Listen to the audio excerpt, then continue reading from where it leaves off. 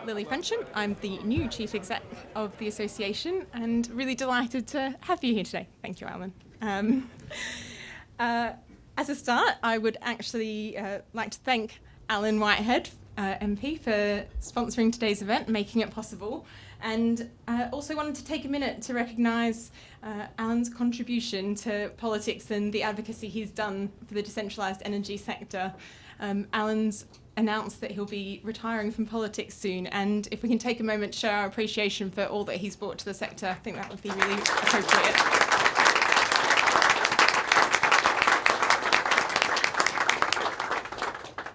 So, to today, you guys may or may not be aware that the ADE's byline is bringing energy together, and we most often talk about this in relation to our approach to thinking about the energy system. So integrated whole systems thinking, joining the dots between different technologies, solutions, approaches.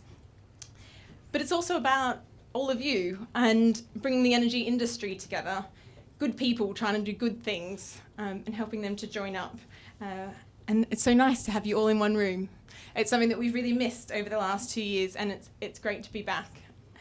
It should be a really lovely day, so we'll be delighted to be hearing first from Alan himself, and then from Lord Callanan, the Minister for Business, Energy and Corporate Responsibility, on life after COP26 and the priorities for actually delivering the change on the ground. We'll then hear from Alan Beech from Clarke Energy, who are delighted are able to support today's event and bring us all here together. We'll have plenty of time for milling, nibbles, good chats, and then you're warmly invited to the Marquis pub afterwards if you'd like to continue bringing energy together into the evening. I hope you have a wonderful afternoon, and with that I'm pleased to hand over to Alan Whitehead.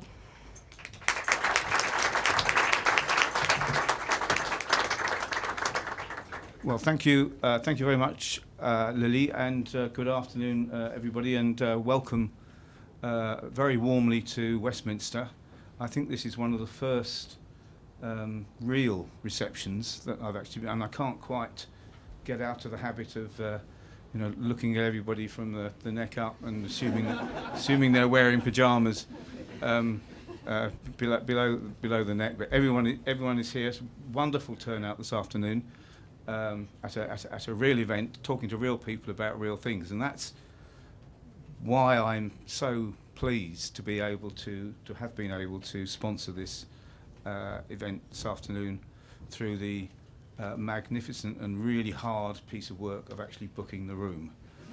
I haven't paid for the drinks and the food, and I assure you it didn't take too much to do that, but it was a delight to be able to do that for the Association for Decentralised Energy, which is an association that's very close to my heart and has been for very many years in its present name status and its previous name statuses as well.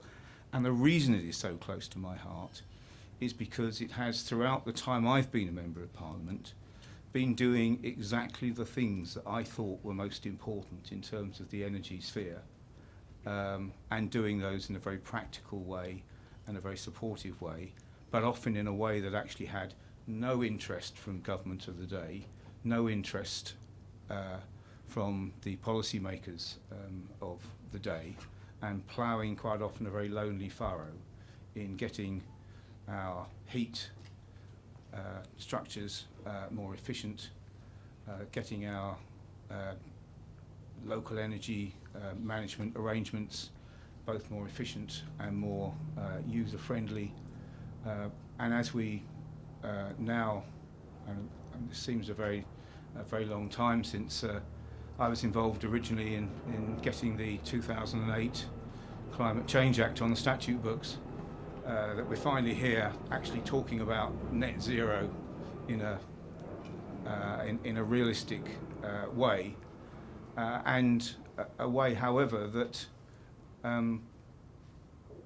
doesn't as yet meet the challenges that we've still got in front of us. And the key challenge that we've got in front of us is the decarbonisation of heat, and the fact that we've not done that much about it, ADE accepting, over a long period of time. We've still got I think 90 odd percent of our heat supplied by unabated gas and fossil fuels, and predominantly on an individual home basis, is, I think, a real indictment of how far we've actually come since that Climate Change Act was passed, and just how much more we need to do.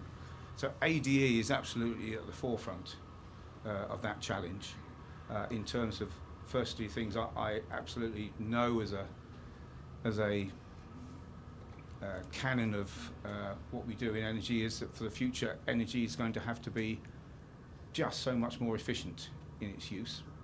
Secondly, we've just got to get on with decarbonising heat. And thirdly, we've actually got to recognise that energy is not just about supply side, it's about demand side as well, and balancing the two together so that the efficiencies come together at the end on a decarbonised basis. And that's what it says on the banner. So I hope you can see that ADE is not just important to everybody in this room here, but it's important to the whole policy future for low carbon energy as a whole. And certainly what I want to continue to do is to support ADE in any way I can in its task to do that for the future. And Lily was very kind to say that I am retiring from Parliament in a little while. What I've actually said is I'm not going to stand at the next election, whenever that is. Your guess is as good as mine when the next election is. It may be in, I think it will probably be 2.5 years and 1 month or some such. So I'm around for that long in Parliament fighting the good fight. But I don't intend not to fight any fights when I'm not an MP anymore, and I hope that will be, among other things, alongside the ADE in all the work that it is doing. So thank you very much for your warm reception this afternoon, and thank you very much for coming to Westminster to talk to all of us today. And I have been, by the way, Labour's shadow energy and climate change minister for about the last 5 years. I've seen a number of real energy ministers off in that process. But I'm delighted to introduce you now this afternoon to a real energy minister who's going to talk to you this afternoon, Lord Callanan.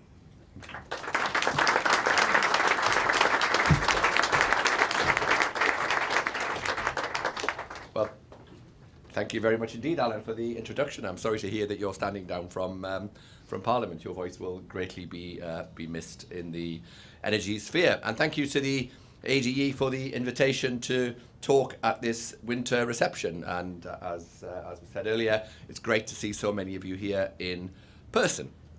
And let me start by thanking the ADE, all their members, for being such collaborative partners in the Heat Networks Industry Council, where we are indeed helping to shape the heat networks market of the future.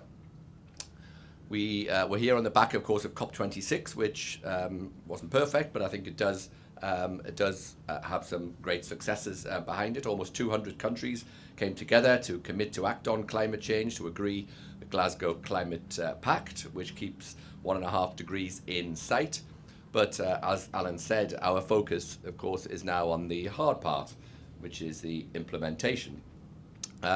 When I was up at COP, I attended the Cities, Regions and Built Environment Day, which brought together leaders from private sector, public sector, to accelerate climate ambition for the built environment.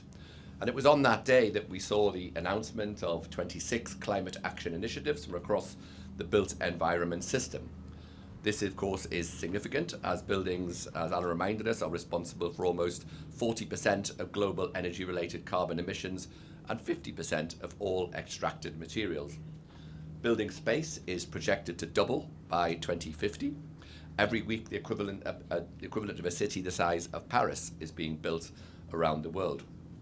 Now, of course, the UK still holds the COP presidency until COP27, which will take place in Egypt later this year. And so we know that there is some crucial work that still needs to be done ahead of the next summit. We need to work with national, subnational, public and private actors all along the chain to accelerate action in this sector. As well as this, the government, the UK, will continue to advocate our presidency goals in all our other campaigns and to increase ambition in mitigation, in adaptation, in finance, and in collaboration. So this government has been clear that throughout the transition to net zero, consumers should expect to pay a fair price for their energy. Now, as we're seeing in the crisis in Ukraine, of course, no government can control global gas prices, but we can step in to help consumers, which is precisely what we're doing. Let me remind you of the package we announced recently, worth £9.1 billion to help domestic energy customers of all suppliers with the costs of their rising energy bills. The recent rise in gas prices, and we hope it doesn't go any further, but it could well do, of course, underscores the importance of our plan to build a strong, homegrown, renewable energy sector to further reduce our reliance on fossil fuels. So we're progressing plans to implement the net zero strategy, which was described by the Climate Change Committee as arguably the most comprehensive in the world. Earlier this month, we announced an acceleration to the rollout of low-cost renewable energy with the Contracts for Difference auction scheme now running every year instead of every 2. And it's important that we learn the lessons from recent months to ensure that the energy retail market is also resilient, is sustainable, and continues to protect consumers. That's why, once the market has stabilized, we will be publishing an updated energy retail market strategy to ensure that the market continues to be fair and fit for the future. Government is also committed to decarbonising industry in line with the net zero goals, while simultaneously transforming our industrial heartlands by attracting inward investment, by future-proofing businesses, and by securing high-wage, high-skilled jobs. We're providing around £2 billion worth of funding to help industry to reduce emissions, to save on bills, and to connect to low-carbon infrastructure with carbon capture technology. Now, in the heat and buildings strategy, the government also set out its immediate actions for reducing emissions from buildings, providing a clear long-term framework to enable industry to invest and deliver the transition to low-carbon heating.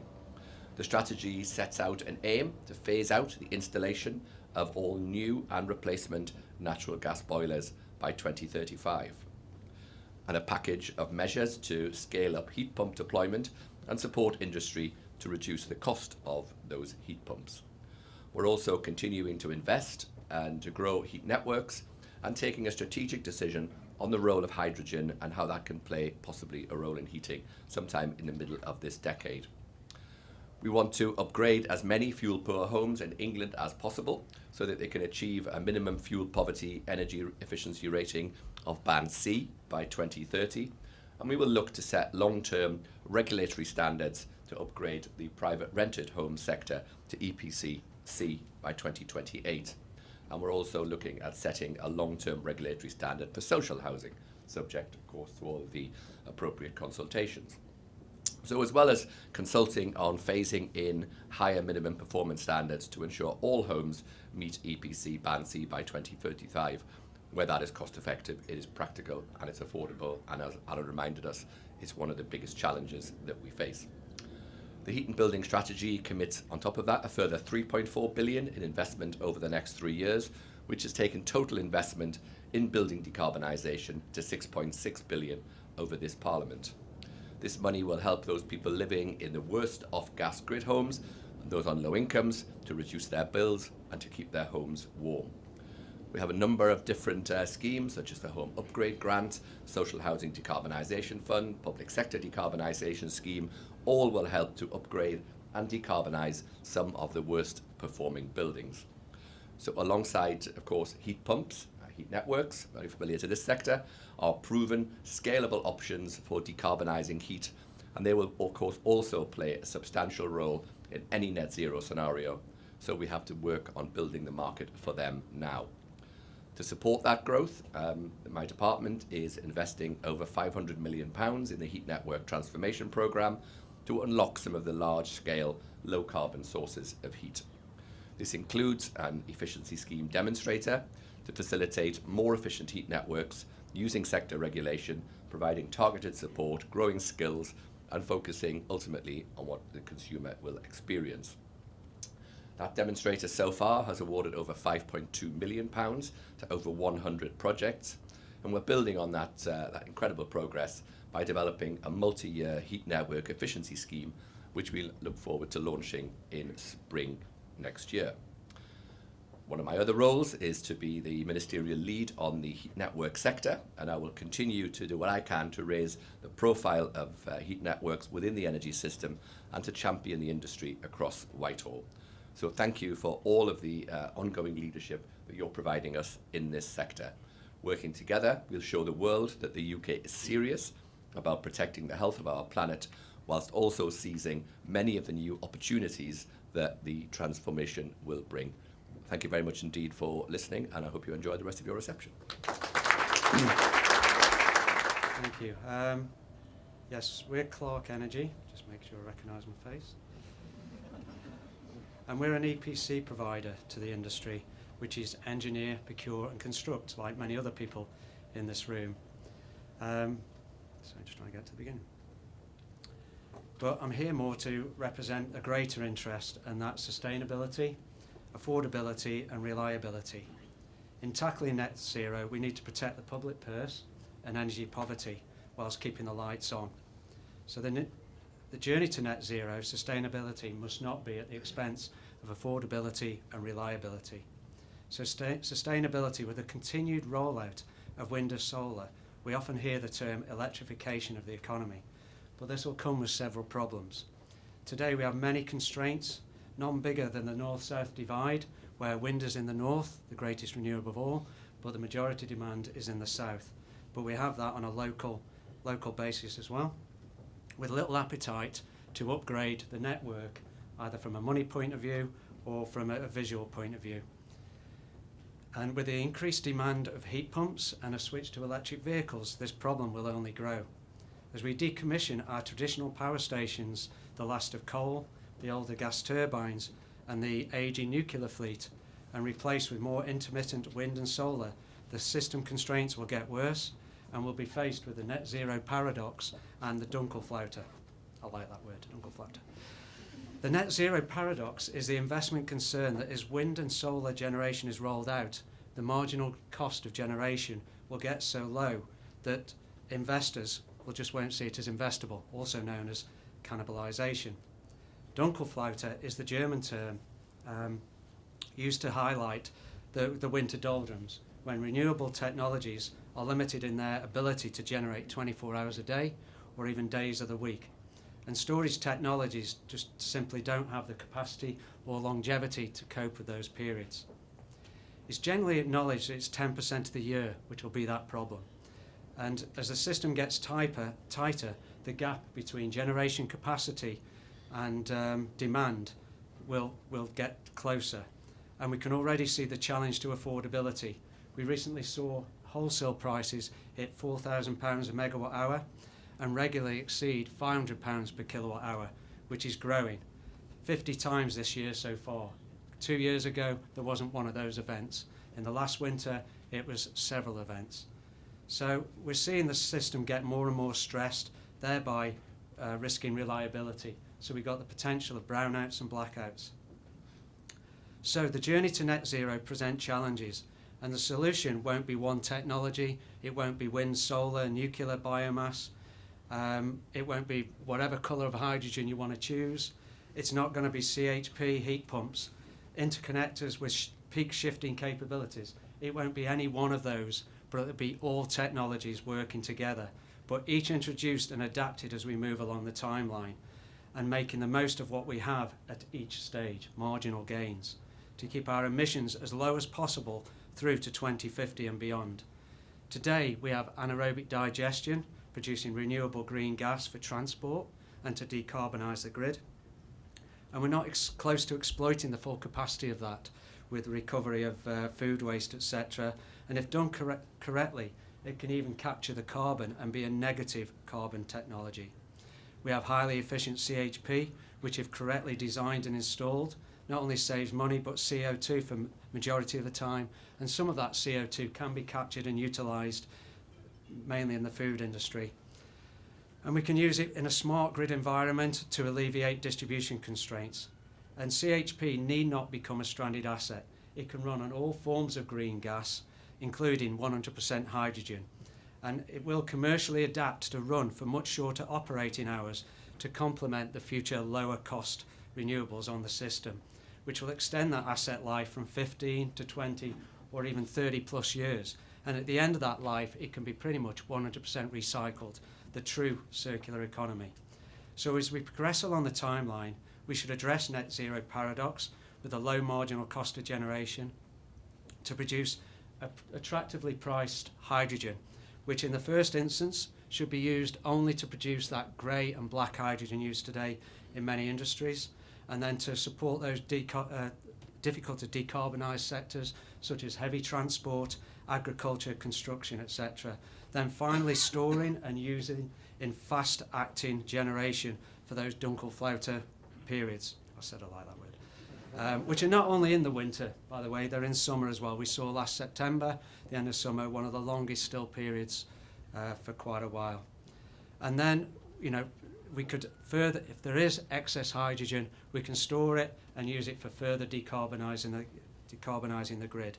Therefore, we should reach 2050 with the least amount of CO2 in the atmosphere by acting now with what we have, not waiting for a silver bullet.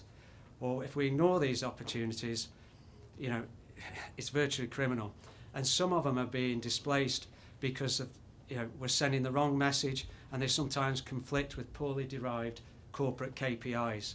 So don't let the perfect be the enemy of the good. With the low cost of renewable electricity and the potential of green hydrogen, we can not only meet our sustainability targets, but balance energy pricing to ensure affordability whilst maintaining security of supply. So I'm asking of the politicians, like Europe, we should recognise the transitional nature of gas on our collective journey to net zero and overturn the negative attitude towards high energy gas powered technology, maintain the CHP QA incentives, and promote through the likes of Salix public funding schemes, which now specifically exclude CHP to the likes of hospitals, etc., denying a very cash-strapped NHS of potential monetary savings and CO2 savings. Thank you very much.